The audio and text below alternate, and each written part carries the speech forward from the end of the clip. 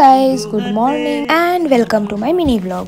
সকাল সকাল ঘুম থেকে উঠে আই ডিসাইডেড কি আজকে একটা মিনি ব্লগ করব। সারাদিন কি করছি, কোথায় যাচ্ছি, কি খাচ্ছি, ইচ অ্যান্ড এভরিথিং। আজকে আমরা যাচ্ছি কাটোয়াতে, আমাদের ইনভিটেশন রয়েছে তার জন্য। আমি, পাপা আর বুনি যাচ্ছি। আজকে আমার জেঠু আর জেঠি 25th অ্যানিভার্সারি, তো তার জন্য একটা সেলিব্রেশন হবে।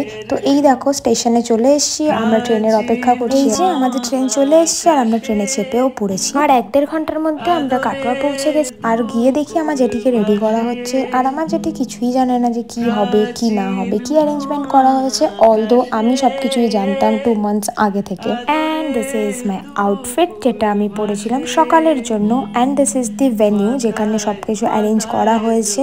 আর এখানে জেঠু আর জেঠি বসার জায়গা হয়েছে। সকালবেলায় তাদের গায়ে হলুদের রিচুয়াল হবে। আর সকালে ব্রেকফাস্টে ছিল লুচি আর আলুর দম। খাওয়া দাওয়া করার পর আমরা হোটেলে চলে আসি। প্রচন্ড গরম ছিল সেই দিন। তারপর আমি একটু ফ্রেশ হয়ে যাই আর সব মেকআপ তুলে দিই, কারণ সেদিন যা গরম ছিল, বাড়ি থেকে যা মেকআপ পরে এসেছিলাম, স্কিনটা একেবারে বাজে লাগছিল। তাই জন্য একদম একটা জাস্ট লিপস্টিক পরে নিই, জাস্ট গায়ে হলুদে যাবো বলে।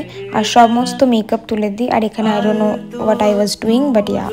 এই যে আমাদের ব্রাইড জেঠিমণিকে সেদিন দেখতে সত্যি ভীষণ সুন্দর লাগছিল। আর আস্তে আস্তে আমাদের সমস্ত রিলেটিভসরা চলে এসেছিল, আর আমরা সবাই মিলে বসে একটা ভীষণ ভালো আড্ডা দিচ্ছিলাম। আর জেঠিমণির এখানে ফটো সেশন চলছে সবার সঙ্গে। আর অনেস্টলি জেঠিমণি তখন অবধি বুঝতে পারছিল না যে কি হচ্ছে জেঠিমণির সঙ্গে, বাট শি ওয়াজ এনজয়িং আ লট। এই আমাদের গ্রুম, এবার ওদের গায়ে হলুদ শুরু হবে, তার আগে একটা ডান্স পারফরমেন্স হবে।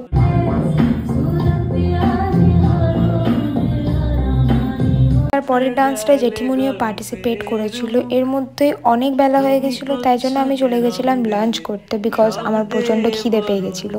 আর আমার সঙ্গে খেতে বসেছিল Debargha, he is one of my brothers. মেনুতে ছিল ভাত, ডাল, আলু ভাজা, মিক্সড ভেজ আর মাছ, চাটনি, পাঁপড় আর মিষ্টি। তারপর আমি খেয়ে নিলাম। আর আনফর্চুনেটলি যখন আমি খেতে গেছিলাম তখনই গায়ে হলুদের রিচুয়ালটা হয়ে গেছে, সো আমি ওটা অ্যাটেন্ড করতে পারিনি আর কোনো ক্লিপ নিতে পারিনি। খাওয়া শেষে আমি হোটেলে চলে গেছিলাম। আর হোটেলে গিয়ে একটা ভাত ঘুম দিয়ে নিয়েছিলাম, কারণ সেদিন অনেক সকালে ঘুম থেকে উঠতে হয়েছিল। ঘুম থেকে উঠে আমি সবার ফার্স্টে বুনিকে রেডি করিয়ে দিয়েছি, আর ও এখন জাস্ট কাজলটা পরে নিচ্ছে। And there is she. তারপর আমি নিজের মেকআপটা করা শুরু করলাম, জাস্ট কনসিলারটা অ্যাপ্লাই করেছি। অ্যান্ড আই থট আমারও কিছু ক্লিপ নেওয়া উচিত। এই হলো আমার ফুল মেকআপ। একদম রেডি হয়ে যাওয়ার পর দাঁড়াও, শাড়িটা পরে দেখাচ্ছি। এই দেখো, এই শাড়িটা পরেছিলাম সেদিন আমি। তোমরা আমাকে জানিও কিরকম লাগছে আমাকে শাড়িটা পরে। আর হ্যাঁ, সেদিন যেহেতু মা ছিল না, আমাকে শাড়িটা নিজেকেই পরতে হয়েছে, সো আই ডোন্ট নো যে আমি ঠিক মতো করে পরতে পেরেছি কি পারিনি। আর এই যে তারপর ভেন্যুতে চলে এসেছি, মোটামুটি সবাই চলে এসেছিলো ততক্ষণে, বাট গ্রুম আর